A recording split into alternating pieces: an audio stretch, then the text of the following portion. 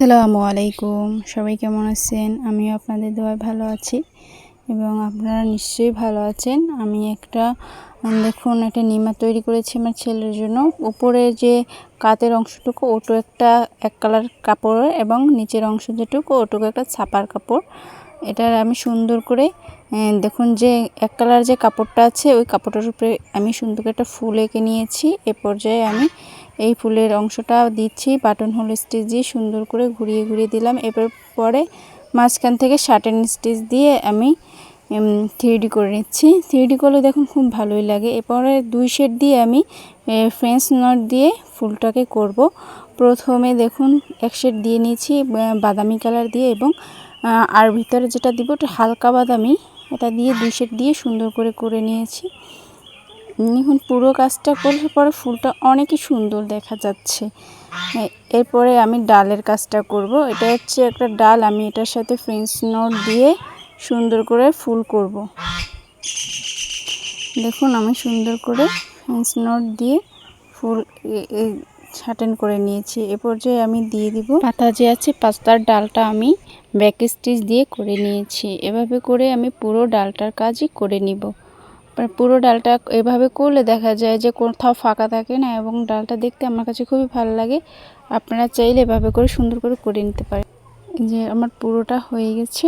আর এরপরে আমি পাতা দিব 2 কালারের। আমি একটা কালার হচ্ছে গাঢ় সবুজ এবং হালকা একটা টিয়া কালারের সুতো বা অনেকে হালকা সবুজও বলে থাকে ওটাকে।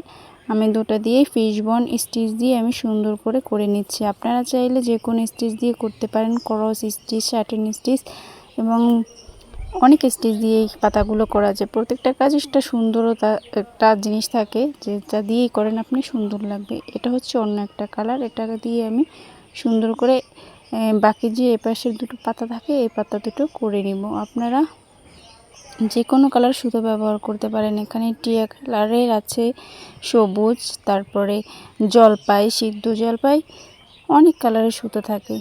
এই ডালটাও আমি ব্যাক স্টিচ দিয়ে করে নিয়েছি। এখন করব আমি ফুলের কাজ। ফুলটা আমি করেছিলাম একজ লাল কালার সুতো দিয়ে। এরপরে দেখুন এটার ভিতরে যেহেতু আমি ডিটেলস করেছিলাম লাল কালারের সুতো দিয়ে খয়েরির ভিতরে, সেজন্য আমি লালটাই চুজ করেছি।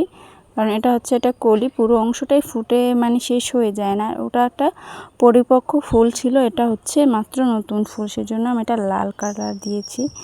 লাল কালারটা অনেক ভালো লাগে আমার কাছে। আমি ট্রাই করলাম যেভাবে মানে ভালো লাগে। অন্য কালার দিলে হয়তো আরও ভালো লাগতো, হয়তো ট্রাই করে দেখা উচিত ছিল, বাট আমি দিয়ে ফেলেছি সেজন্য এটাই দিয়েই দেখলাম। এভাবে করে পুরোটাই আমি ব্ল্যাঙ্কেট স্টিচ বা বোতাম স্টিচ দিয়ে সুন্দর করে নিয়েছি। এরপরে এটার উপরে আমি আবার আরেক রাউন্ড ঘুরিয়ে নিব, সেটাও ওই বোতাম স্টিচ দিয়েই। এটা দিয়ে করলে পাতার একটা 3D ভাব আসে। 3D ভাইব আসলে সুন্দর দেখা যায়। এটা একটু ফুলা ফুলা থাকে, সুন্দর লাগে, সেজন্য আমি আরেক রাউন্ড ঘুরিয়ে তো 3D ভাইব করে দিলাম। আপনারা সবাই ভিডিওটা দেখবেন এবং ভালো লাগলে অবশ্যই এটা শেয়ার করে দিবেন। আমি অনেক কষ্ট করে ভিডিও তৈরি করি, আশা করি আপনাদের ভালো লাগবে, সেজন্যই সুন্দর করে দেওয়া। দেখুন এই একটা একটু সামান্য কাজের জন্য ফুলটার লুকটা চেঞ্জ হয়ে গেছে। এর ভিতরে আমি ডিটেলস করে নিলাম গোলাপি কালারের, হালকা গোলাপি কালারের সুতো দিয়ে। এর ভিতরে ডিটেলস করে আরও ফুলটা অনেক সুন্দর দেখা যায়। এই সময় ক্যামেরাটা একটু থেকে আমার হাতটা দূরে চলে গেছিলো, আমি খেয়াল করিনি, তবে একটা সাইড হয়ে গেছে। তবে মোটামুটি দেখা যায়, যাতে বোঝা যায় যে আমি ডিটেল করেছি। এর ভিতরে আমি হালকা যে বাদামি কালারের যে সুতোটা ছিল সেটা দিয়েই আমি সুন্দর করে ফ্রেঞ্চ নট দিয়ে আটকে দিব পুরো ফুলটা।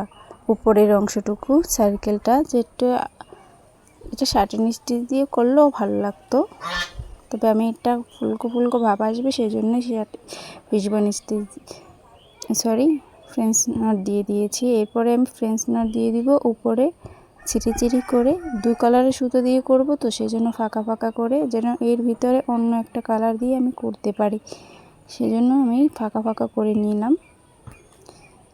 এইটা এভাবে করে পুরোটা আমি দিয়ে নিয়েছি। এই দেখুন এর ভিতরে হালকা যে গোলাপি কালারের সুতোটা থাকে এটা দিয়ে আমি দিয়ে দিলাম। এই কালার 2টা কালার মিক্স করে দিলে অনেক সুন্দর লাগে। আর আপনারা এতক্ষণ পর্যন্ত ভিডিওটা দেখে যারা একটা কমেন্ট করে যাবেন, আমি নিশ্চয়ই আপনাদের চ্যানেলে যে ঘুরে আসবো এবং আপনাদের ফলো দিয়ে আসবো। আজ এই পর্যন্ত, আবার দেখা হবে অন্য কোনো ভিডিওতে।